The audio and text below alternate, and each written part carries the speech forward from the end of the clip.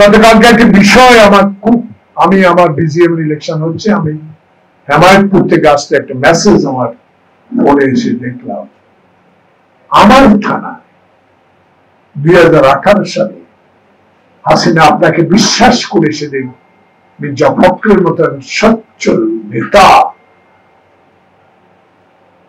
গণভবনের বিস্কিট চা খেয়ে আপনাকে নির্বাচনে অংশগ্রহণ করেছে, আপনাকে বিশ্বাস করেছে। সে বিশ্বাসের ঘরে আপনি আগুন দিয়েছেন, দিনের ভোর রাতে করেছেন। সেই ওসি মিজানুর রহমান আমাকে একটি দিনের জন্য ঘর থেকে বেরোতে দেয়। আমি একদিন একটি কালো গ্লাসের গাড়িতে করে একটি অঞ্চলে চলে গেলাম, সেখানে প্রায় 1000 খানিক লোক মিছিল নিয়ে আমরা হাইওয়ে রোডের দিকে আসছিলাম। মিজান ওপেন গুলি করেছে, ওপেন। তার বিরুদ্ধে মামলা হয়েছে। আমি আজকে স্বরাষ্ট্রমন্ত্রী, আপনাকে আমি অত্যন্ত ভালোবাসি, কারণ আপনাকে আমি চিনি, জানি আপনি একজন মুক্তিযোদ্ধা, পরিচয় আমার অনেক দিন থেকে, কিন্তু আমি একদিনও আপনার কাছে যাইনি, এই লোকটা কি করে ময়মনসিংহের সবচেয়ে বড় থানায় পোস্টিং পায়? রহস্যটা কোথায়? এইগুলো তো ছোটখাটো ব্যাপার হতে পারে, কিন্তু এটা বৃহৎ আকারের সামাজিক যোগাযোগের মাধ্যমে যখন ছড়িয়ে পড়ে, আপনাদের উপর মানুষের আস্থা, আপনাদের উপর বিশ্বাস সবকিছু হারিয়ে যাবে। হারিয়ে যাওয়ার পর কি হবে?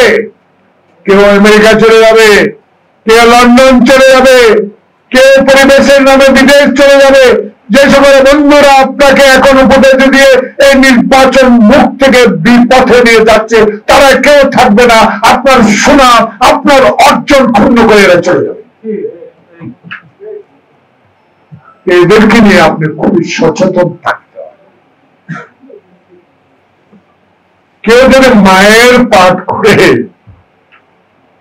মামলার আসামি না হয়, জনগণ বলে আমার কথা, এটাই প্রমাণিত হয় অনেক ষড়যন্ত্র চলছে আপনার সরকারের মধ্যে। এনএসআই, ডিজিডিএফআই, গোয়েন্দা সংস্থা কাজ করছেন নিরলস ভাবে, কোথায় যেন থেকে যাচ্ছে। পাবলিক বলে এটা আমার কথা, চেষ্টা করছেন, কিন্তু চেষ্টার ফল যদি আওয়ামী প্রেতাত্মারা বসে থাকে, কোনোদিনও সফল হবে।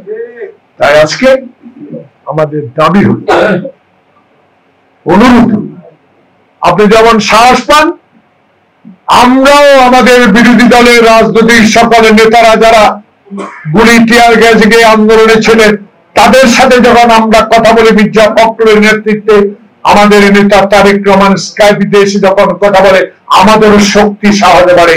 আপনি এই শক্তি সাহসকে দরকে কানে নেন, মনে নেন, একটা নির্বাচনের তারিখ তফসিল ঘোষণা করেন, তাহলে ষড়যন্ত্রকারীরা ভয় পাবে, আপনাকে কুপ্রস্তাব দিতে আর সাহস পাবে।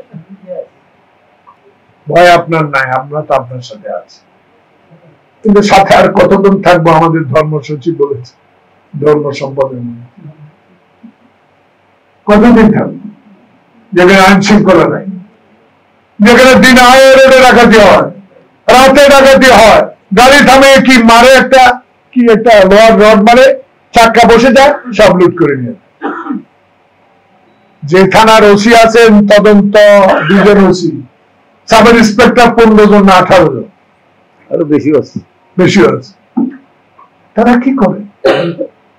তারা আপনাকে সুখে শান্তিতে ক্ষমতা হস্তান্তর করতে বাধা সৃষ্টি করছে। এদের থেকে